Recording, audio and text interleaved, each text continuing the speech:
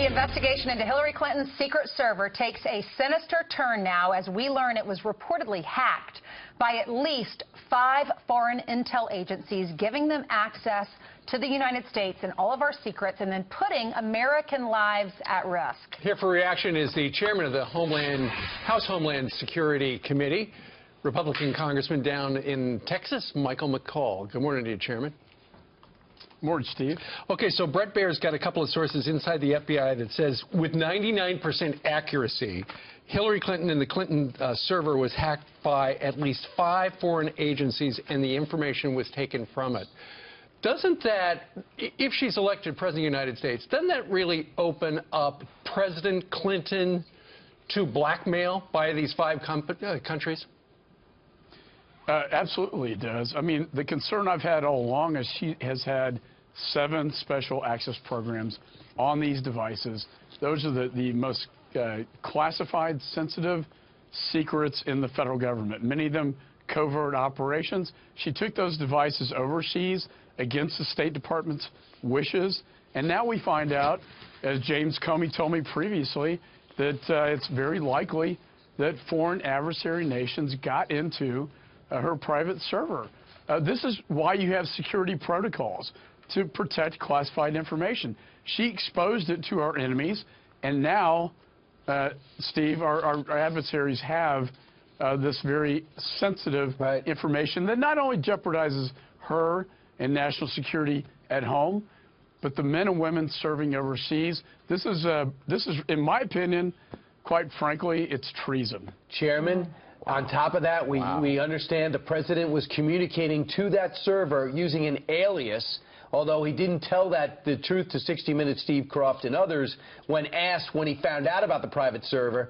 What are the implications of the president communicating with the Secretary of State on an unsecure server now that we know this hacked 5 times? Well, now the American people know why this was such a big deal. It should be in a protected environment. It wasn't. It was created to get around the Freedom of Information Act because she didn't want to be transparent to the American people. Now it's vulnerable to a cyber attack. Looks like it was. And now countries like Russia and China and Iran have the most highly sensitive programs in the United States. And the President of the United States is communicating with her under a pseudonym. They're not stupid. They can figure that out as well. This is a huge story. It's far bigger than the accusations against Donald Trump. This goes to the heart of fitness of character to serve as commander-in-chief.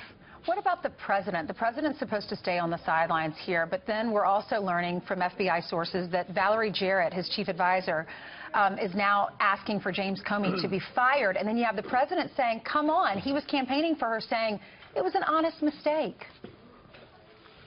I mean, I don't think Valerie Jarrett has any credibility here. Jim Comey, I've known him for 20 years. He always does what he thinks is the right thing to do. He's made Republicans upset, but he's made a lot of Democrats upset. Yeah. One thing I know about Jim is that he will always do the right thing in his mind. I think he believed, and I think rightly so, that he had new evidence and he had an obligation to the Congress to turn that evidence over and let the Congress know and the American people before this critical decision that this case was not over. As Hillary Clinton said, I'm cleared, it's all over. Jim Comey is the hero here coming in saying that's not the case. Did you feel that way in July? This investigation's still going. Did you feel that way in July? You know, the only criticism I had of Jim in July was that he should have said, to say no reasonable prosecutor would take the case was not the role of the FBI. That's the role of the prosecutor at Justice. And I was one of those for many years. That was the only criticism I had. He pretty much indicts her all the way up to not indicting her. All right, Chairman, thank you for joining us this morning. No, thanks for having me.